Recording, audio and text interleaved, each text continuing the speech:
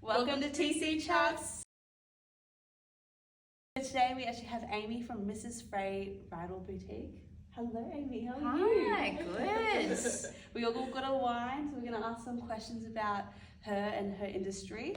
So do you want to talk about, obviously starting off, what is Mrs Fray, what got you here to start with? Yeah, sure. So Mrs Fray is a bridal store here in Canberra, and I guess what kind of landed me here was the need for something contemporary in bridal. Yeah. I quickly discovered through a friend that brides were having to travel to Sydney and Melbourne every weekend to find something remotely modern for their day. Yeah. So we decided to bring it to their doorstep. So that's kind of how it happened. Yeah, and your store is so beautiful and so gorgeous. Thank you. You've laid it out so nicely. Did you Thanks say so your much. husband was that? No. Oh no, No. sorry. My husband's a wedding photographer, so he kind of obviously is in the industry. As well, so he knows it. No, it was all me. I designed it. Yeah. You designed it. Beautiful. Thank you. Yeah. So I guess, how would you describe your style? Understated and elegant is probably my personal style, but probably that translates into what we do here at Mrs Fray as well. Yeah. Lovely, perfect. And I guess what inspires you, and even just like, you know, in your work with your whole bridal store, what inspires you? What inspires me the most? Probably, well, a mix of two things. The brides that we see and their stories. I love hearing people's love stories, which is a big part of obviously what we do here. Yeah. And our designers as well, constantly inspired how they keep coming up with creations and Yeah. New season designs, after new season. styles. Yeah, that's Making it. it different every time. That's right. Yeah. Yeah. Yeah, awesome. And looking back on your own wedding, would there be anything that you would like to maybe change or you wish you knew?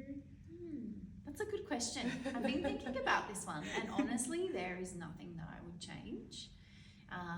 Obviously, things happen differently on the day. You can plan for as much as you like, but it is a wedding day and it's a one-day event, so Yes, definitely is. things can happen on the day, but it's all part of that memory and that story of your wedding day. So there's probably nothing that I would change. Although I probably wouldn't freak out so much about the chair choice.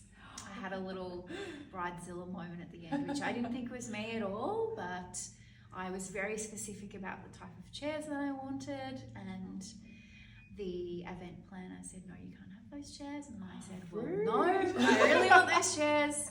And they were like really cheap, like French bistro chairs, nothing like Nothing particularly special that I wanted, but Yeah. I just had this vision of the chairs. But it wasn't me at all to freak out about those things. So maybe I'd take a more chill approach to styling, maybe. Yeah. Oh, okay. Actually, I had a similar situation on my wedding because our wedding venue was I remember renovating. you showed me. Yeah. Ah, Our wedding venue was renovating and they got all new products and styles of furniture and chairs, and I had asked multiple times what chairs they were going for, what colour they were going to be, and our last meeting they said they were going to be green. I said, I'm really going to go That's with my quite style. an unusual colour for Yeah. a chair. Especially for me, I was like going all white with just pops of light Yeah. colours going through, and they looked like hospital chairs. Oh no. They were not fantastic. So I had last minute, 1 month before the wedding, hired 200 chairs to be brought in. Wow. So Okay, I you feel, understand, I yeah, understand. we're on the same page. Definitely, chairs are a big thing. That's it. That's so funny. And if you could give one piece of advice to like a bride or someone trying on a dress, what would that be? To a bride in general about the wedding day? Yeah. Yeah. So I think making sure that the two of you take moments to step back and take it all in.